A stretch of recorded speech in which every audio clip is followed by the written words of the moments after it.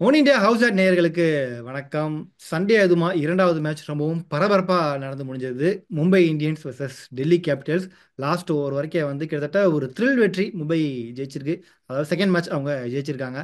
So இந்த ஒரு match பற்றி டீட்டெயிலாக பேசுறதுக்காக நம்ம கூட former state cricketer doctor V V Giri அவர் இணைஞ்சிருக்காரு. வணக்கம் சார். வணக்கம். One of the best match. And Mumbai வந்து டைகர்ஸ்னு ப்ரூவ் பண்ணிட்டாங்க. அவங்க அதாவது கோ ஃபார் ஜுகுலார்னு சொல்லுவாங்க. அதாவது கழுத்தை நெரிச்சிடணும்னு சொல்லுவாங்க. அதை வந்து கரெக்டாக பண்ணாங்க. அந்த சான்ஸ் கிடைக்கும்போது டக்குன்னு உள்ள பூந்து கழுத்தை நெருக்கிட்டாங்க. ஓகே. ஸோ இதுக்கு முன்னாடி நான் ஒன்று சொல்லணும். நான் ரொம்ப வருஷமா சொல்லிட்டு இருக்கேன், ரொம்ப நாளாக சொல்லிட்டு இருக்கேன், ஈவன் ஐபிஎல்லே சொல்லிட்டு இருக்கேன். கருண் நாயர் தான் பெஸ்ட், டெக்னிக்கலி பெஸ்ட் பேட்ஸ்மேன் இன் இந்தியான்னு சொல்லியிருக்கேன் நான். ஆஸ் குட் as கேஎல் ராகுல்னு சொல்லியிருக்கேன். பெட்டர் தேன் கோலி, பெட்டர் தேன் ரோஹித்னு சொல்லியிருக்கேன் நான். அதை வந்து இன்னைக்கு ப்ரூவ் பண்ணார் அவர். அவரோட ஆட்டம் பார்த்தோன்னே ஆடி போயிட்டாங்க எல்லாரும். 8 வருஷம் கழிச்சு மறுபடியும் கம்பேக் கொடுக்குறாரு. அந்த நம்ம செலக்டர்லாம் மூஞ்சில கறியை பூசிட்டார். எஸ்பெஷலி அஜித் அகர்கர் அவரை பற்றி ரொம்ப மட்டமாக பேசினார். என்ன சொன்னார்னாக்க, முதல்ல வந்து அஹ், ஆஸ்திரேலியாவில் ஃபெயில் ஆனதுக்கு காரணம் வந்து யாருமே ரஞ்சி டிராஃபி விளையாட மாட்டேன்றாங்க, அதனால எல்லாம் போய் ரஞ்சி டிராஃபி விளையாடுங்கன்னு சொல்லிட்டு ரோஹித் சர்மா, சூரியகுமார் எல்லாரையும் ரஞ்சி டிராஃபி விளையாட வச்சார். கரெக்டா? ஆனால் இவர் ரஞ்சி டிராஃபிலேயே எக்கச்சக்க ரன் அடிச்சுட்டு இருக்காரு. அது வந்து ரெக்கார்ட்லாம் வச்சுட்டு இருக்காரு. அண்ட் அதே சமயத்தில் ஒயிட் பால்னு நல்லா விளையாடுறாரு. இவரை வந்து கன்சிடர் பண்ணவே இல்லை. கேட்டாக்க, இல்லை இல்லை, ரஞ்சி டிராஃபி ஸ்கோரை நாங்கள் எடுக்க மாட்டோம், அது வந்து ஸ்டாண்டர்ட் கம்மி அப்படின்னு சொன்னார். யாரு? அகர்கர். ஓகே. அவர் மூஞ்சில கறியை பூசிட்டார் இன்னைக்கு. ஓகேயா? ஒன்.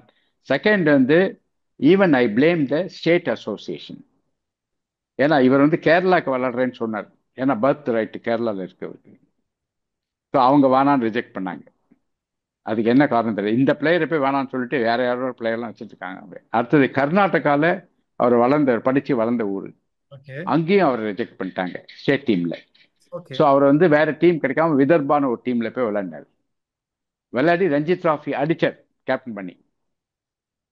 பெரிய விஷயம் இதெல்லாம். ரைட்டா? ஸோ அவங்கள மூஞ்சிலையும் கறியை பூசிட்டார், இந்த மாதிரி ஸ்டேட் அசோசியேஷன் மூஞ்சிலையும். ரைட். மொத்தத்தில் வந்து டாப் கிளாஸ் பெர்ஃபார்மன்ஸ். அந்த யாருமே அவர் எதிர்பார்க்கல. பும்ராவை அடி அது பும்ரா பும்ரா. சாரி அது சார். நான் எதிர்பார்த்தேன். நான் ஓகே. எதிர்பார்த்தேன். கேம் தெரிஞ்சவங்களாம் எதிர்பார்த்தாங்க. கேம் மறந்தவங்க விட்டாங்க அதை. ஏன்னா நான் டெக்னிக்கலி அவர் ரொம்ப சுப்பீரியர்னு சொல்லிட்டு இருக்கேன் எல்லாத்தையும். அண்ட் பும்ராவை அவர் அடிச்ச விதம் வந்து பும்ராவே ஆடி போயிட்டார். இல்லை, நடுவில் கரெக்டா? பும்ராவுக்கும் அவருக்குமே ஸோ ஒரு மேட்ச் மாதிரி தான் கூட வந்தது. ஆமாம்.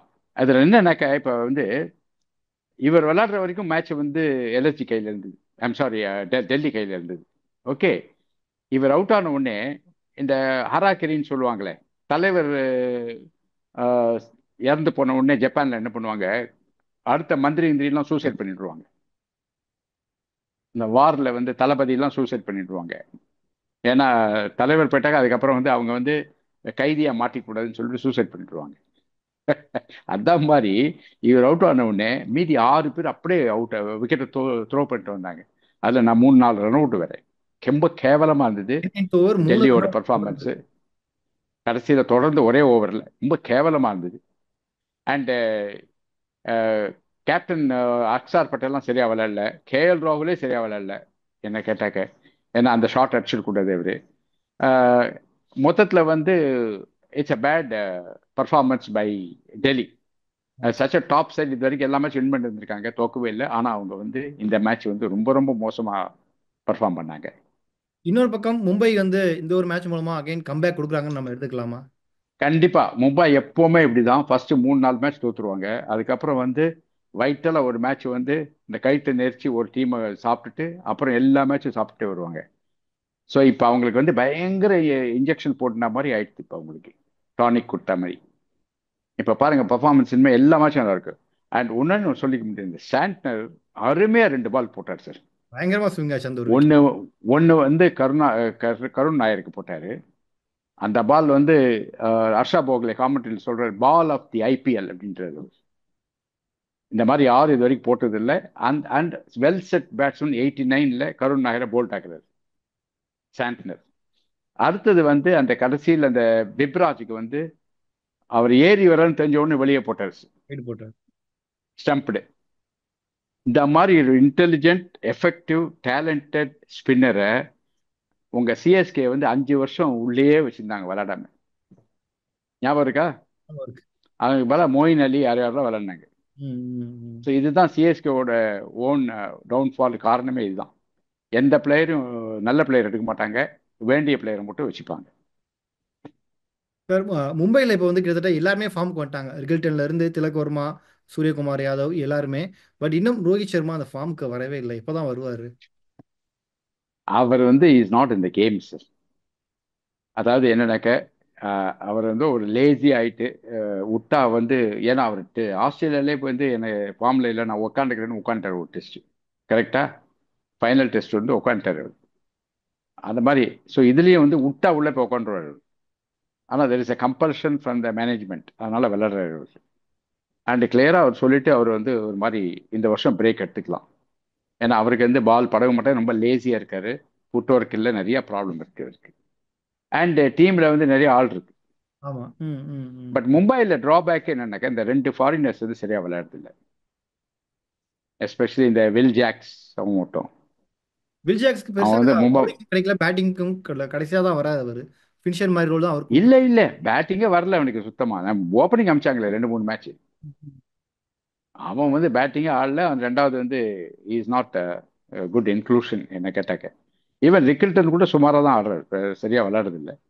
ஓகே. ஏன்னா பட் ஆனால் அவங்களுக்கு வந்து ரோஹித் சர்மாவும் சரியா விளையாடல, அதனால வந்து அவங்க வந்து ஓப்பனிங் மட்டும் கிரைசிஸாக இருக்கு அவங்களுக்கு.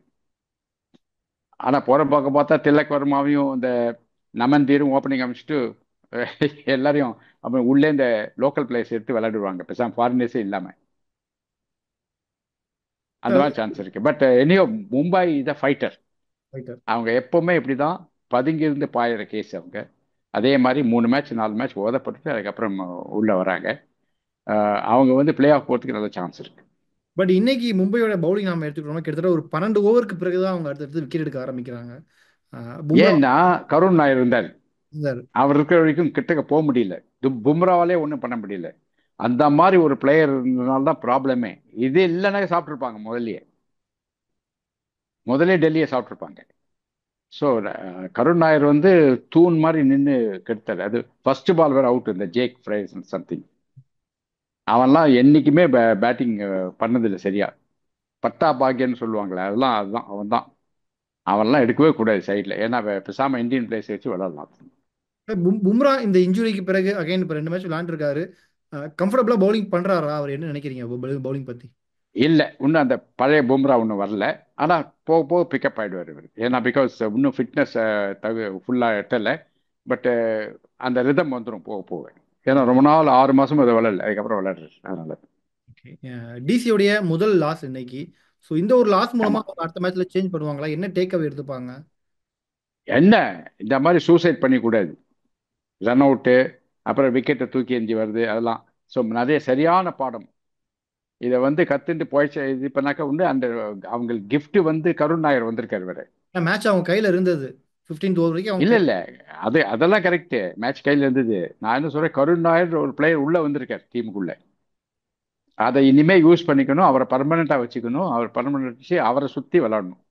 அது ஒரு டவுட் இருக்கு சார். அவர் திரும்பவும் இம்பாக்டா கொண்டு வருவாங்களா? இல்ல 11ல வைப்பாங்களா கரெக்டா? இம்பாக்ட் எதுக்கு இம்பாக்ட் சார்? இந்த எதுக்கு இம்பாக்ட்? மேட்ச் தான் கொண்டு வந்தாங்க. இல்ல அதுக்கு தேவையில்லைன்ற நான். மெயின் மெயின் மெயின் லெவன்லயே போட்டுக்கணும் அவரை. ஏன்னா இஸ் எ பிரில்லியன்ட் கேப்டன் வேற. He can give ideas. நான் சொல்றது புரியுதா? ஏன்னா விதர்பாவை வந்து ரஞ்சி டிராஃபில கேப்டன் பண்ணி டிராஃபி அடிச்சிருக்காரு. ஏன்னா இன்னைக்கு பெர்ஃபார்ம் அதனால பண்ண கண்டிப் 2 பேருமே இம்பாக்டா வந்தவங்க தான். எம்ஐலையும் அதே மாதிரி கரண் சர்மா இம்பாக்டா உள்ள கொண்டு தான் அவர் 3 விக்கெட் எடுத்தாரு. அது வந்து அந்த விக்கெட் 3 விக்கெட் சார். நான் I will give the credit to the batsman. ஏன்னா இவங்க தூக்கி அடிச்சு விக்கெட்டை கொடுத்துட்டு போனாங்க. வேற சாண்ட்னர் வந்து பிரில்லியன்ட் பால் போட்டு 2 விக்கெட் எடுத்தார். கரெக்டா? கரண் சர்மா வந்து கண்ணாப்பண்ணு சுத்தினாங்க. கேஎல் ராகுல் சுத்தினாரு, அக்சர் பட்டேல் சுத்தினாரு, அது மாதிரி நிறைய பேர் சுத்தினாங்க.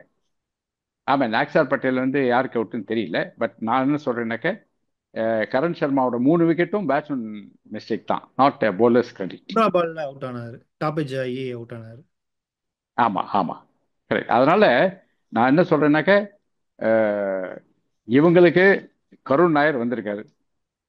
அண்ட் ஃபாஃப் டூப்ளசி வரலாம் உள்ள. ம், ம். அப்ப வந்து ஜேக் ஃப்ரேசரை ட்ராப் பண்ணிட்டு they can play with the good side. And எல்லாருக்கும் வந்து ஸ்ட்ரிக்டாக சொல்லிட்டு அந்த எல்எஸ்ஜி மேனேஜ்மெண்ட் மாதிரி இருக்கணும். ஏன்னா தப்பா விளாட்னாக்க கண்ணாப்பண்ணான்னு திட்டணும். அப்பதான் புத்தி வரும் இந்த பிளேயர்ஸ்லாம். ஏன்னா இல்லைன்னா இதே மாதிரி எல்லா மேட்சும் விளையாடுவாங்க. இந்த ஓகே. ரன் அவுட் வந்து ரொம்ப கேவலமா இல்லை பார்க்கறதுக்கு. அடுத்தடுத்து 3 அவுட் 3 ரன் அவுட்டு. ஆ கையில இருந்த மேட்சை கோட்டை அதாவது புத்தியே கிடையாதா இவங்களுக்கு என்னன்னு தெரியல. அந்த அந்த அளவுக்கு பதட்டம். ஏன்னா அந்த ரன் அவுட் ஆகலைன்னா கூட மற்ற நிறைய பால் இருந்தது, வேஸ்ட் ஆயிடுச்சு. இப்போ பால் இல்லையா, கடைசியில் ஒரு ஓவர் மேலே வேஸ்ட் ஆயிடுச்சு.